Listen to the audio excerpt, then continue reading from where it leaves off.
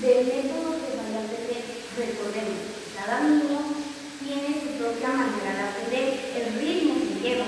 No todos los niños aprenden de la misma manera. Cada uno, dependiendo de la edad, dependiendo de la capacidad que pueden tener, es la manera en la cual van a aprender. Por eso los niños se deben preparar dependiendo la elección que ellos llevan. El niño se basa en la libertad de elección, el respeto al ritmo individual. Como se había hablado anteriormente, el niño lleva un ritmo de aprendizaje. Eso es base fundamental en la cual el niño va siendo autónomo. ¿Por qué? Porque el niño aprende a observar, tomando la libertad, pero por eso como docentes debemos respetar cómo el niño puede aprender en el tiempo. El rol del adulto o el maestro o el tutor del niño es ser guía y observador del aprendizaje del niño, porque el niño al igual necesita la ayuda o la guía de alguien mayor que sepa más que él. Por eso Monterossi fomentó la concentración. El niño es independiente, sí, pero el niño también aprende viendo a otros. Y también se le debe transmitir el amor y la paz. María Montessori decía que si un niño se le trataba de una mejor manera, se le trataba con cariño y con amor, el niño podría aprender mucho mejor. ¿Por qué? Porque la educación debe garantizarle cariño, debe garantizarle paz y respeto dentro de un aula. Si a un niño se le enseña gritando o de una manera que no es la correcta, el niño no va a aprender. Simplemente va a caer en una frustración de no poder llevar el aprendizaje que debe tener. Por eso un niño lleva un ritmo, pero de ese ritmo hay que tener paciencia y el amor necesario para que el niño pueda aprender. El niño desarrolla su concentración, se concentra en lo que aprende. Por eso el niño, a través de la manipulación de materiales, puede aprender. ¿Por qué? Porque al manipular materiales el niño aprende conforme la actividad va realizando. Por eso el niño se vuelve autónomo, se vuelve responsable del aprendizaje que lleva, del material que tiene, y de ese material tiene la voluntad de ir haciéndolo e ir aprendiendo. El niño, conforme el tiempo, va a ir desarrollando la habilidad cognitiva que tiene y va a ser autónomo de la elección del ritmo que va a llevar. El método Montessori se centra en la independencia y el amor por el aprendizaje. El niño debe amar aprender, debe amar saber más de lo que ya conoce, conocer a profundizar los temas.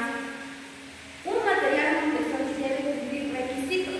La primera es la autocorrección.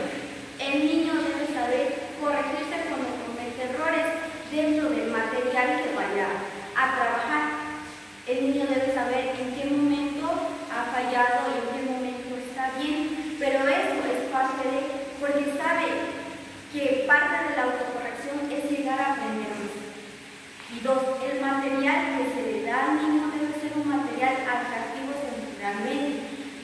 El material debe verse llamativo, debe verse alegre, debe verse de que el niño quiera aprender y le motive a leer o a hacer la actividad dentro de él. Tiene un propósito claro.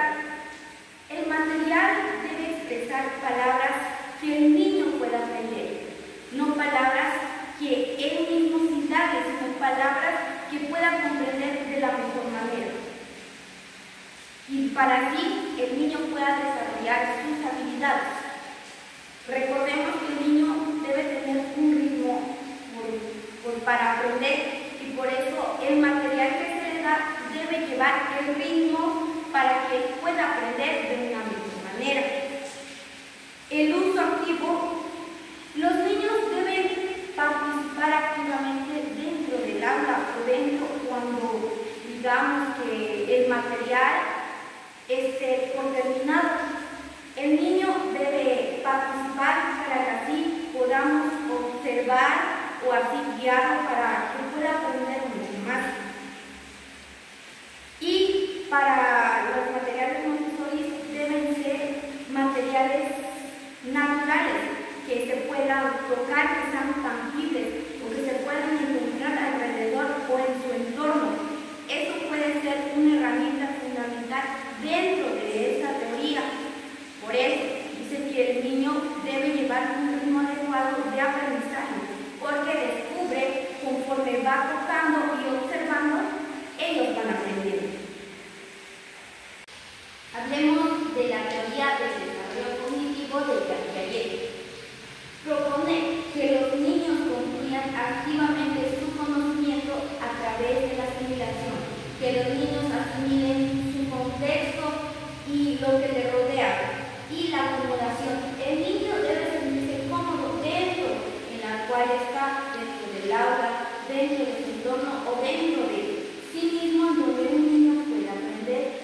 Por eso el aprendizaje también debe tener esas dos características claras, la asimilación y la comunicación, para que el niño pueda desarrollarse de una mejor manera. Jean Piaget fue conocido más como el padre de la epistemología genética. Jean Piaget fue un psicólogo y biologista, conocido por su teoría del desarrollo cognitivo en los niños y su trabajo con la epistemología genética. Él desarrolló esta teoría, en la cual sostiene que los niños construyen su comprensión del mundo a través de la interacción con su entorno. El niño debe interactuar con lo que le rodea para que así tenga un aprendizaje y pueda acoplarse al modo de trabajo o al ritmo que puede llevar el niño a aprender. Jean Piaget propuso varias etapas, cada una con sus principales características o la forma en la cual Piaget las fue separando, y capacidades cognitivas específicas. En cada etapa, que está dividida en 4, cada etapa tiene sus propias capacidades en las cuales el niño se va desarrollando cognitivamente, en la cual el niño va observando o va aprendiendo, en la cual cómo puede desarrollar o sacar su mejor manera. Propuso que los niños pasan por 4 etapas de desarrollo cognitivo. Cada etapa representa una forma o una manera distinta de pensar o en la cual un niño puede ir aprendiendo. Recordemos que un niño no aprende de la misma manera un niño de 2 años a un niño que tiene 10 años. ¿Por qué? Porque el aprendizaje que ha llevado en este transcurso de años ha llevado una etapa, ha llevado a un desarrollo. El niño, conforme el tiempo o la edad, va analizando cómo va llevando su método de aprendizaje. El niño debe pensar y entender el mundo que lo rodea.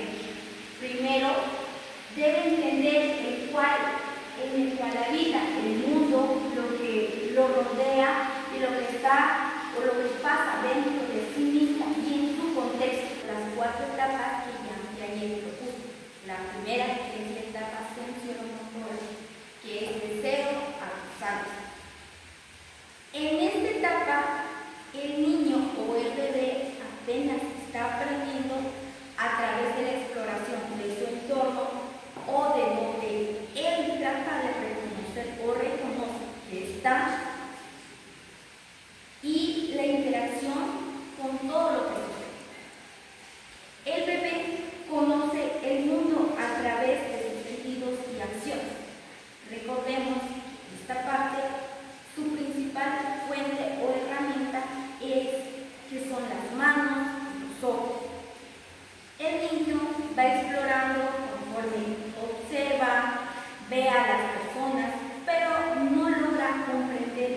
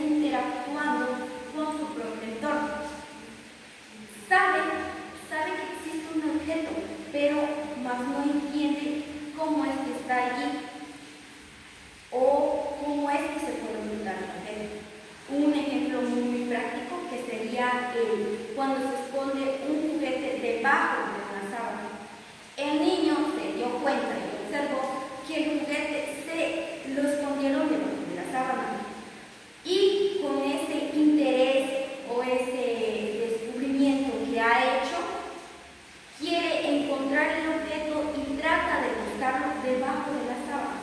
En eso entra su principal herramienta, que son las únicas dos que en ese momento tiene, que son las manos y los ojos. Y para eso, hasta lograr obtener el objeto.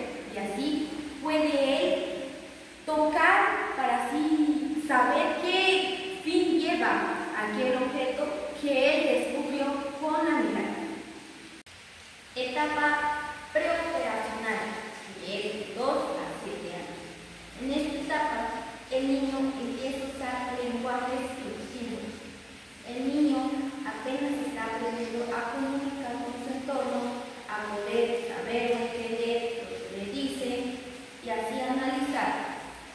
Los símbolos, las partes que le tratan de explicar, él aún no comprende, pero trata de analizar para así poder aprender.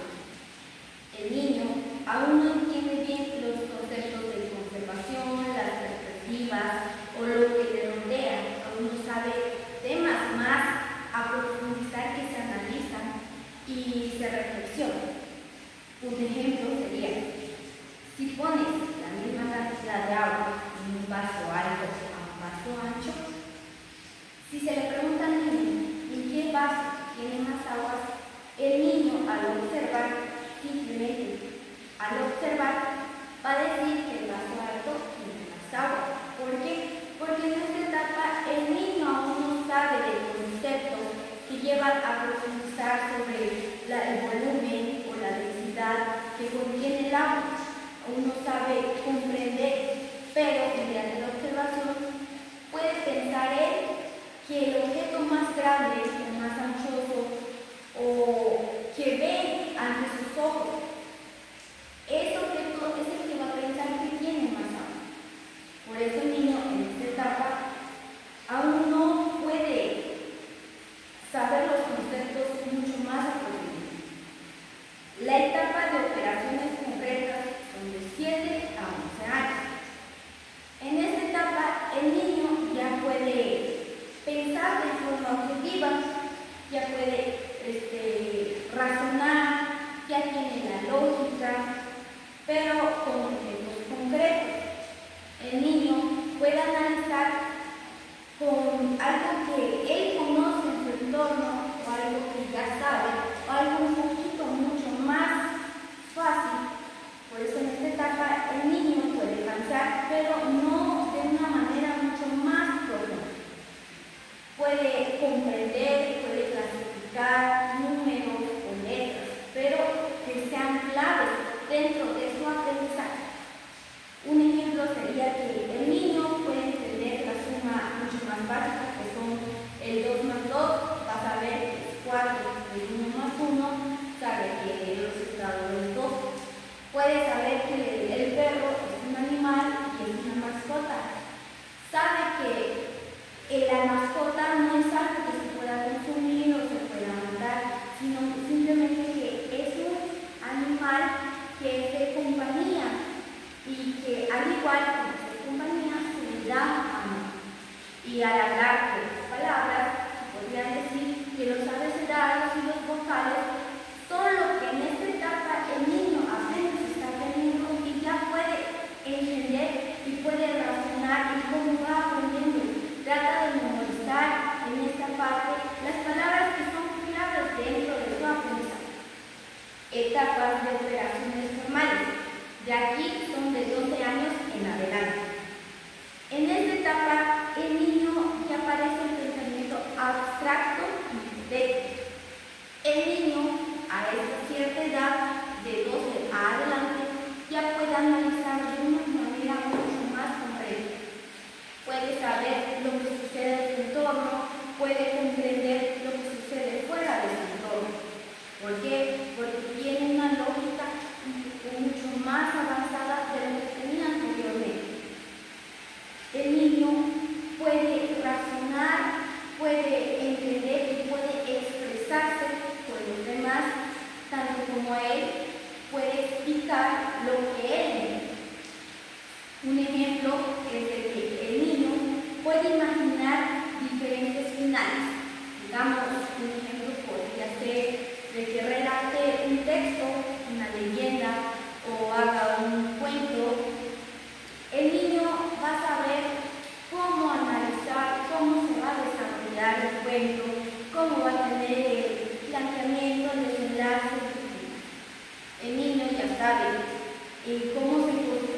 contexto.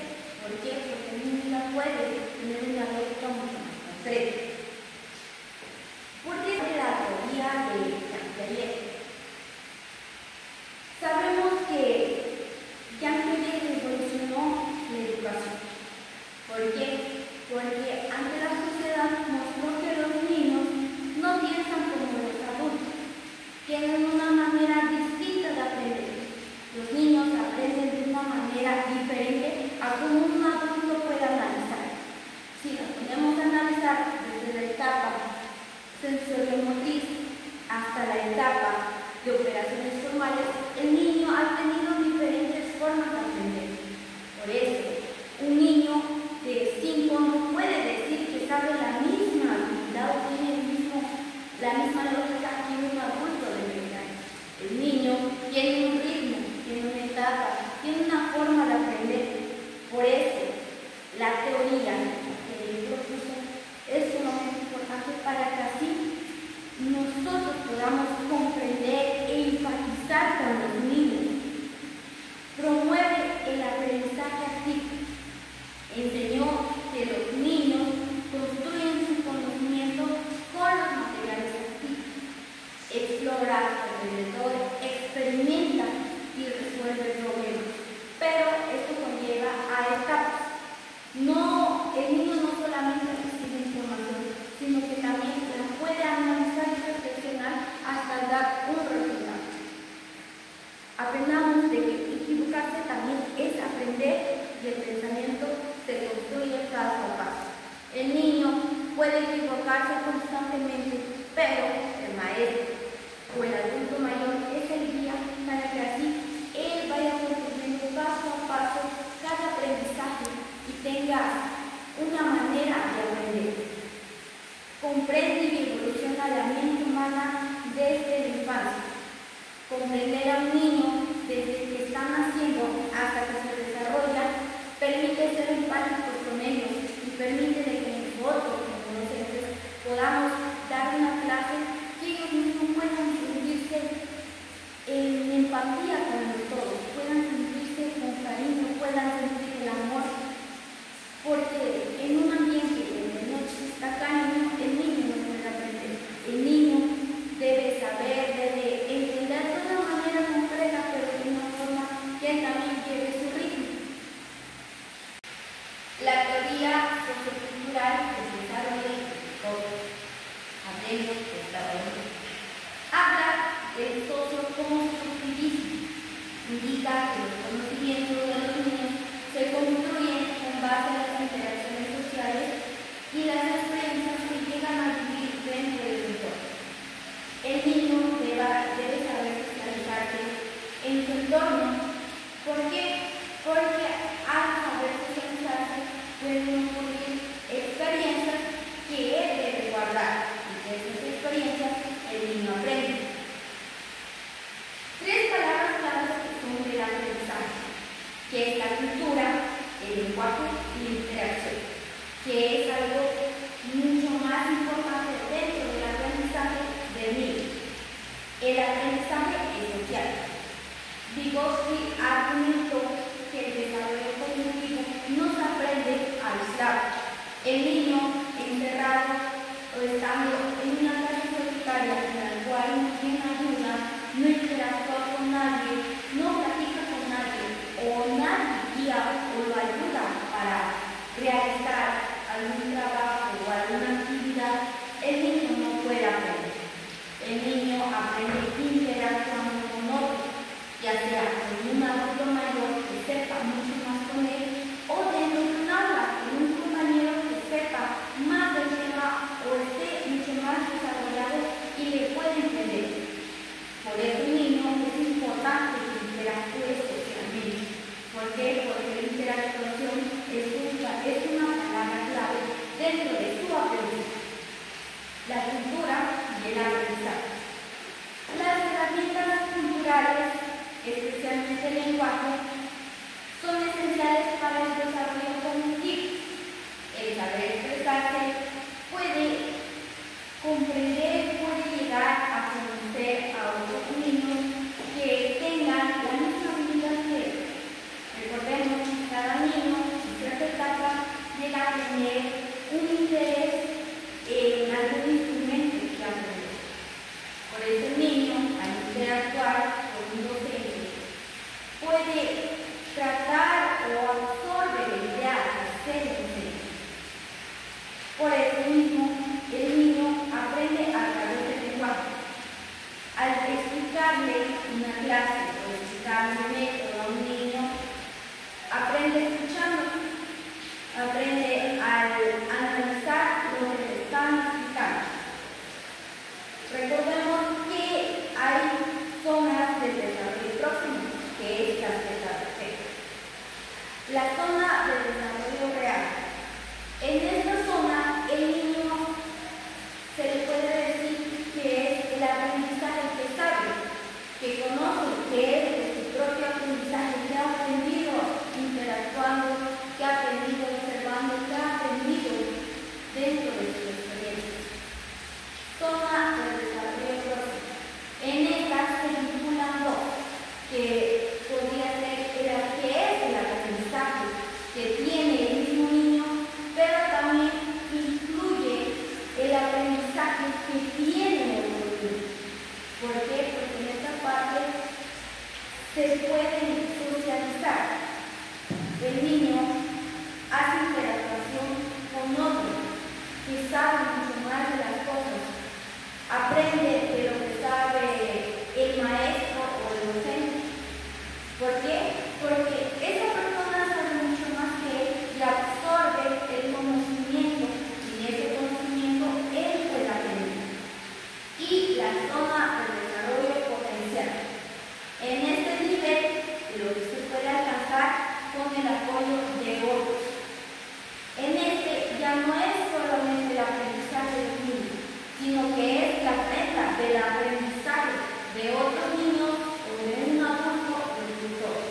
Aprende de otra persona que sí él puede desarrollarse de una manera mucho más creativa y pueda tener un ritmo adecuado de conocer. Andamiaje. En esta parte, o el concepto de andamiaje, se le conoce como los adultos, o el compañero, el tutor, le enseña al niño, le brinda o guía al niño para que aprenda. Como tal, no le dice para que pueda, le dice para que pueda explorar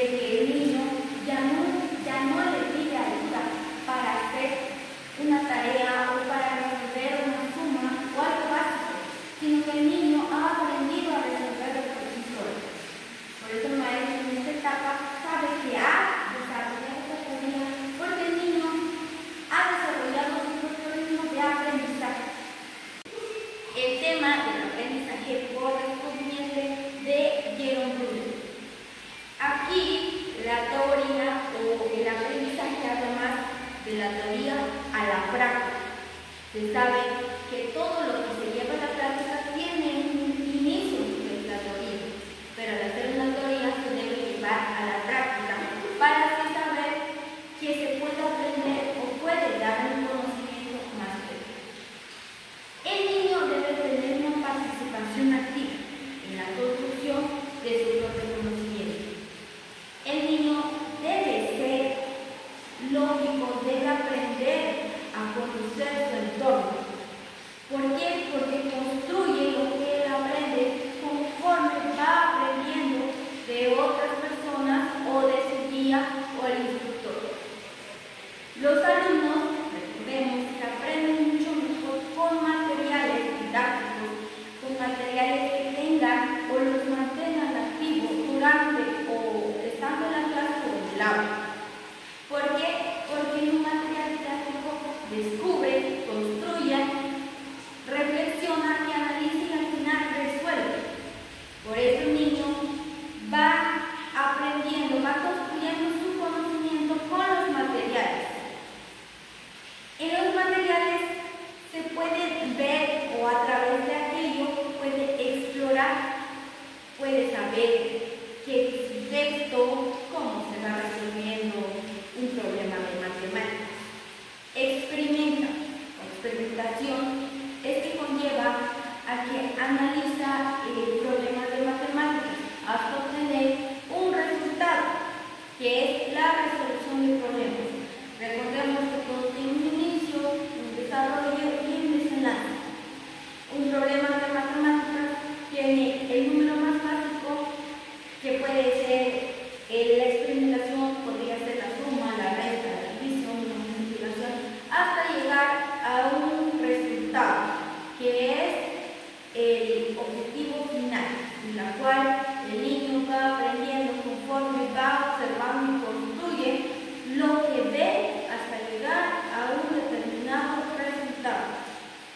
Las características dentro del aprendizaje y descubrimiento son que el niño debe participar dentro de la clase. El niño debe ser muy activo, debe aprender a ser partícipe dentro de un tema que se puede relacionar a su entorno. Debe saber comprender. Comprende un texto, comprende su entorno, comprende cómo relacionar un tema con otro. Debe tener un pensamiento crítico, debe saber criticar, analizar y reflexionar lo que está aprendiendo o lo que el guía le está enseñando. Dentro de su entorno debe saber relacionar lo que está aprendiendo con la vida real. El docente debe tomar un ejemplo de un texto, pero también el niño debe razonar en cómo ese texto influye en la vida real y cómo se da como ejemplo. Y al final, el niño debe saber resolver los problemas. El niño, al saber comprender y analizar, al final puede comprender y va a poder resolver un problema de una manera mucho más práctica. El niño investiga, desarrolla y resuelve. Son los tres puntos más básicos dentro del aprendizaje por descubrimiento. ¿Por qué? Porque tiene etapas en las cuales va aprendiendo. El niño aprende de una forma autónoma. Es autónomo de la decisión que toma, de lo que decide, de la elección que debe aprender y de lo que quiere aprender. En esta parte también está el andamiaje. El maestro, al igual o el guía, le enseña al niño cómo va desarrollando su tema hasta llegar a una solución. Pero que el niño debe aprender a llegar hasta la solución por sí mismo, debe ser autónomo, debe elegir un método de aprendizaje y así pueda estructurar su conocimiento. Un ejemplo podría ser el DVD, que son los tres colores básicos. El niño al tener solamente tres colores, pero es un dibujo en el cual requiere de más colores. El maestro les dará la idea de esos colores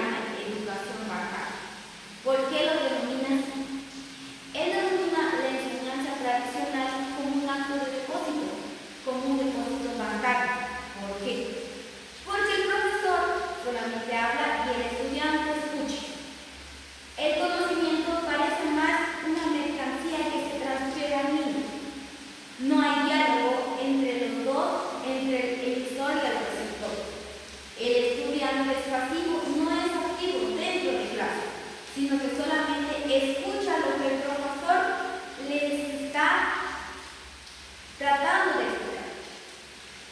Sabemos que el opresor en esta parte es el estudiante. Dentro de la educación bancaria, el opresor o el estudiante no tiene voz ni voto. ¿Por qué? Porque se ve más como un objeto que se le puede acumular o se le puede interpretar las ideas que el profesor trata de que ellos puedan absorber. Pero damos a entender que los alumnos o los niños no aprenden de esa manera, sino que los niños no son un vaso o una jarra que solamente se les puede meter las ideas, sino que también deben llevarlo a la práctica. Deben saber tener práctica dentro de esa vida. Por eso, Pablo Freire propone la pedagogía del oprimido, en la cual, en esta parte, trata de liberarse. El alumno trata de liberarse de dejar de ser oprimido ante el opresor. El estudiante deja de ser visto como un objeto, sino que ahora debe ser visto como un sujeto que está activo, que puede pensar, que puede razonar y puede dialogar y puede dar su punto de vista. ¿Por qué? Porque también el alumno tiene su propio método de aprendizaje. Y no solamente es el que observe, sino que también el alumno puede aprender conforme lo que está en su entorno, tocando y observando. Y no como objetos pasivos. Los alumnos, en esta parte de la pedagogía del oprimido, los alumnos ya no solo son objetos pasivos, sino que se les puede reconocer como objetos activos que están constantemente en movimiento, que también pueden recibir conocimiento, que pueden aprender, pueden analizar y tienen una lógica. Los oprimidos también pueden comprender y transformar la enseñanza o la situación que el opresor trata de enseñar. ¿A través de qué? El proceso educativo. El enfoque es transformar. Aquí el opresor debe entender que los oprimidos también pueden desarrollarse, pueden tener un objetivo y así transformarse conforme el aprendizaje va adquiriendo. La sociedad dentro de la pedagogía del oprimido se divide en dos, es el opresor y el oprimido. El opresor es el que impone una visión en el mundo, que solamente es el que enseña, es el que sabe y es el que puede comprender y solamente él tiene la idea de vivir.